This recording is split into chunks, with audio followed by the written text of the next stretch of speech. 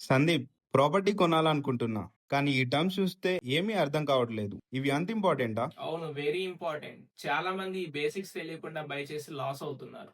ఏది అర్థం కాలేదో చెప్పు, నేను క్లియర్ గా ఎక్స్ప్లెయిన్ చేస్తా. సేల్ డీడ్ అంటే ఏమిటి? సేల్ డీడ్ నువ్వు ప్రాపర్టీ కొన్నప్పుడు వచ్చే మెయిన్ రిజిస్టర్ డాక్యుమెంట్. ఇది నువ్వు ఆ ప్రాపర్టీకి ఓనర్ అని ప్రూవ్ చేస్తుంది.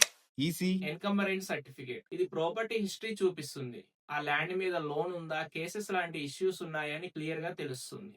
యూడిఎస్. అన్డివైడెడ్ షేర్ అపార్ట్మెంట్ లో ఫ్లాట్ కొన్నప్పుడు ఆ టోటల్ ల్యాండ్ లో నీ షేర్ ఎంతో ఇది డిసైడ్ చేస్తుంది. హెచ్ఎండిఏ. లేఅవుట్ లీగల్ గా డెవలప్మెంట్ అయిందా లేదా కన్ఫర్మ్ చేస్తాయి. హెచ్ఎండిఏ హైదరాబాద్ సిటీ ఏరియాస్ కి, డిటిసిపి అదర్ ఏరియాస్ కి. Guide line value. Guide line value అంటే గవర్నమెంట్ ఫిక్స్ చేసే మినిమం ల్యాండ్ వాల్యూ. రిజిస్ట్రేషన్ టైంలో ప్రాపర్టీ వాల్యూకి బేస్ గా యూజ్ చేస్తారు. రేరా అంటే ఏమిటి? రేరా అంటే రియల్ ఎస్టేట్ రెగ్యులేషన్ యాక్ట్ 2016 తర్వాత రేరా రిజిస్ట్రేషన్ లేకుండా ప్రాజెక్ట్ సేల్ చేయడం ఇల్లీగల్. సింపుల్ గా చెప్పాలంటే రేరా ఉంటేనే బయర్ కి ప్రొటెక్షన్ ఉంటుంది.